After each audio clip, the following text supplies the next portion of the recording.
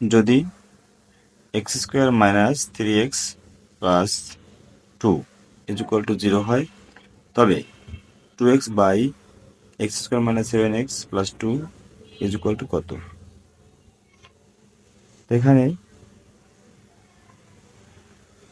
X square minus 3x plus 2 is equal to 0, বা x square plus 2 is equal to minus 3 পক্ষান্তর করলে হয় plus 3। প্রদত্ত রাশি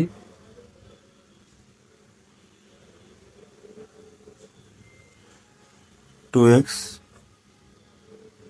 এক্স স্কোয়ার 7x প্লাস 2 বা 2x, এই 2 আমরা পাশে নিয়ে আসলাম, 7x থাকে।